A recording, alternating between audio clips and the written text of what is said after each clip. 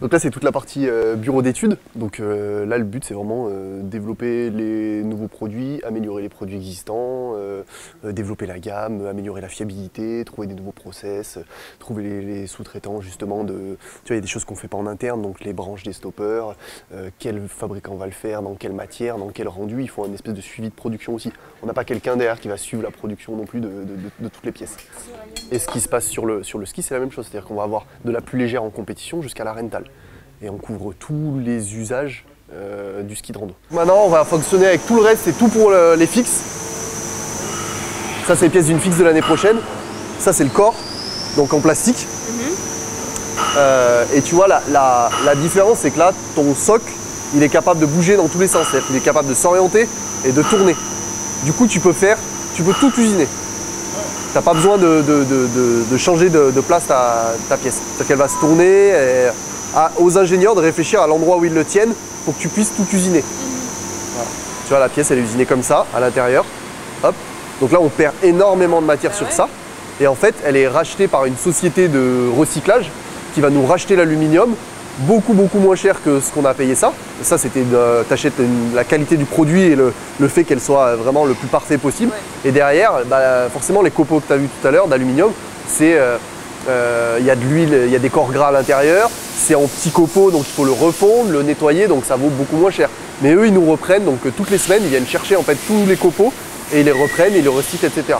Donc nous, il n'y a pas de déchets qui sont jetés à proprement parler ici. Voilà. Et donc ça se transforme en ça. L'aluminium n'est pas tellement léger, mais il est très solide. Donc le but, c'est d'enlever tout ce qui est superflu pour avoir la pièce la plus légère possible. Si tu en enlèves trop, ça casse. Si tu n'en enlèves pas assez, c'est lourd. Donc là, tu as un 80 mm. Ça, c'est des plus petites. Et donc, on adapte le choix de la barre à la pièce qu'on a à faire.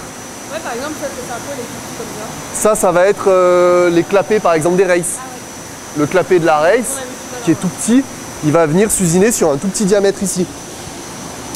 Là, ça va être d'autres pièces, et là, ça va être les avants des guides, ça va être la talonnière de la guide, etc., qui va être usinée là-dessus. Et après, on a les pièces, celles que vous voyez en noir, c'est la même chose, mais en plastique. C'est beaucoup plus léger, mais c'est en plastique, et on va venir usiner directement dedans aussi. Je viens voir les usineurs quand ils sont là. Ouais. C'est les gens de chez Snell. Bonjour. Qui sont ici. Donc, Émilie, Alex. Il est en train de régler la machine pour une petite pièce qu'on fabrique qui est à l'intérieur de la talonnière de la guide, on l'appelle la coulisse guide, où il y a deux ressorts qui viennent s'intégrer et un petit curseur ici.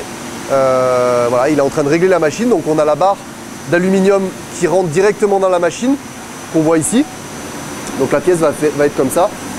Il va utiliser l'ensemble des outils, donc c'est lui qui choisit les outils qu'il met en accord avec les ingénieurs, et voilà. Donc une fois qu'elle a été usinée sur cette partie-là, elle va être tronçonnée et prise de l'autre côté pour usiner la face extérieure.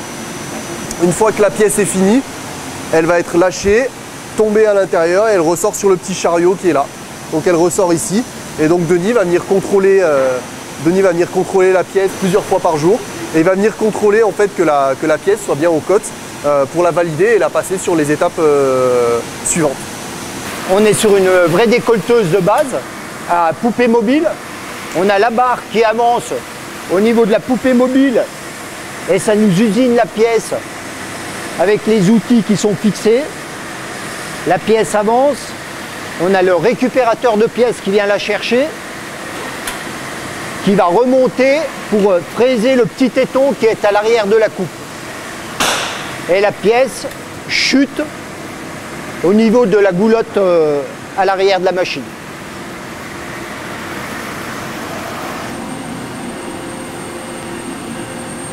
On a deux machines aussi comme ça, qui sont des machines à fil. Ça nous permet de couper des plaques d'inox. C'est-à-dire que là, on fait alu, plastique, et là-dessus, on découpe des pièces en inox. Donc ça, on va plus s'en servir. Enfin, sur le ski, il n'y en a pas. Ça va être sur le splitboard en majorité. Et si sur le ski, avant, il y avait les plaquettes race qui se mettaient devant, les petites plaquettes qu'on venait coller. Et bien ça, c'était découpé là-dessus. C'est-à-dire que t'empilais 10 ou 20 plaques, tu venais les serrer. Et cette machine-là, par électro-érosion, donc tu as un fil, tu as un courant électrique qui passe à l'intérieur, et ça vient te découper la pièce hyper précisément. En fait, c'est le banc d'essai qui nous permet de tester les valeurs de déclenchement.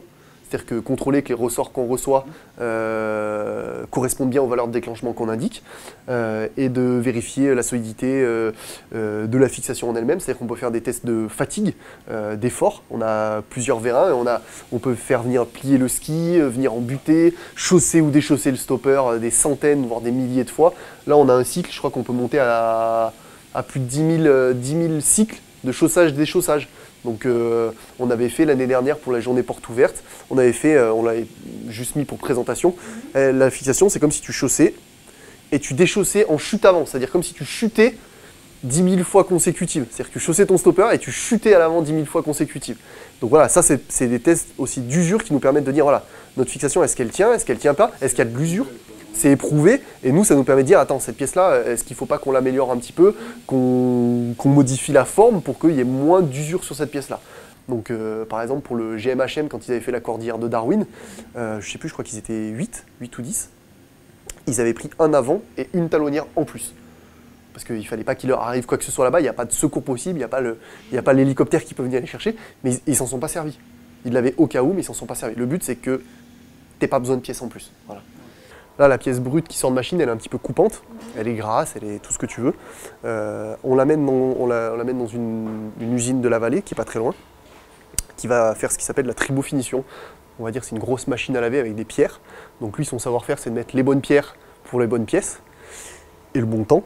Donc il met l'ensemble d'un panier comme ça, il met l'ensemble d'un panier à l'intérieur.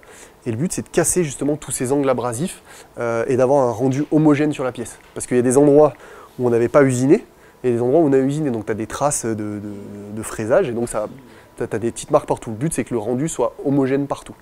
Donc la petite pierre, elle va faire effet de machine à laver, ça va passer à l'intérieur, ça va venir casser un petit peu tous les angles, et au bout de, je sais pas moi, 1 minute, 2 minutes, 5 minutes, 20 minutes, selon la pièce, elle ressort, et elle ressort comme ça.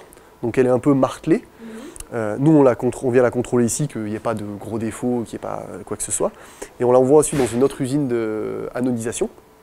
On va la mettre en couleur. Donc ça, c'est une autre société en sous-traitance qui fait ça. Donc ça va être, pour une platine guide comme ça va être soit gris, soit orange, soit noir pour la yak. Donc là, il a toute une palette de couleurs et c'est son savoir-faire de la mettre de la bonne couleur et que ça rentre bien.